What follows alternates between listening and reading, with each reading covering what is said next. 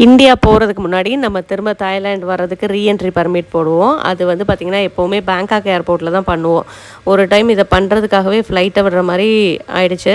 So அதுலேருந்து பார்த்திங்கன்னா நம்ம இருக்க இடத்துலையே இமிக்ரேஷன்லேயே பண்ணிடுறது. அதுக்காக தான் இமிக்ரேஷன் போயிருந்தோம். நம்ம இருக்கிறது பர்மா தாய்லாந்து பார்டரில் தான் இருக்கோம். பர்மாவில் வந்துட்டு ஜேடு இருக்குது பாருங்கள், அது ரொம்ப ஃபேமஸ், ஒரிஜினலாகவும் கிடைக்கும்னு சொல்லுவாங்க. தாய்லாண்டில் நம்ம இருக்க இடத்துல அந்த ஜேடு ஷாப் வந்து நிறைய இருக்கும். அதில் வந்துட்டு பார்த்திங்கன்னா ஜேடில் பண்ண பேங்கிள்ஸ், இயரிங்ஸ், நெக் பீஸஸ், அதுக்கப்புறம் புத்தா இதெல்லாம் வந்து கிடைக்கும். இந்த ஜேடில் ஒரு சின்ன ஸ்டோன் கூட 1 கோடி விலையில கூட இருக்கான். ஆனால் இங்கே உள்ள ஜேட்ஸ் எல்லாம் பார்த்தீங்கன்னா நம்ம நார்மல் பீப்புள் எல்லாருமே யூஸ் பண்ணுற மாதிரியான ஒரு ஜேட்ஸ் தான்.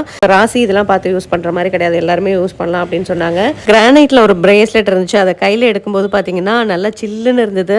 நம்ம கையில் போட்டுட்டு கழட்டினதுக்கப்புறம் ஹீட் ஆகிடுச்சு. நம்ம பாடியில் உள்ள ஹீட் அப்படியே வந்து அப்சர்வ் பண்ணிக்குமா. இது ஒரிஜினலாக இல்லையான்னு கண்டுபிடிக்கிறதுக்காக கையில் லைட்டாக க்ரஷ் பண்ணி பார்க்குறாங்க. அந்த சவுண்டு ஒரு வித்தியாசமாக இருக்குங்க. அந்த சவுண்ட்லேயே இது ஒரிஜினலாக இல்லையான்னு தெரிஞ்சிடுமா. ஸோ இதை போடுறதால நமக்கு வந்து நல்ல பாசிட்டிவிட்டி இருக்கும், நமக்கு வந்துட்டு கோவம்லாம் வராது, அதே மாதிரி ரொம்ப லக்கியாகவும் இருக்கும் அப்படிங்கிற மாதிரிலாம் சொன்னாங்க. புத்தாவோட விலையெல்லாம் கேட்டால் மயக்கமே வந்துடும். நான் வந்துட்டு கலர் கலராக இந்த பிரேஸ்லெட் தான் கையில் போடுற மாதிரி வாங்கினேன்.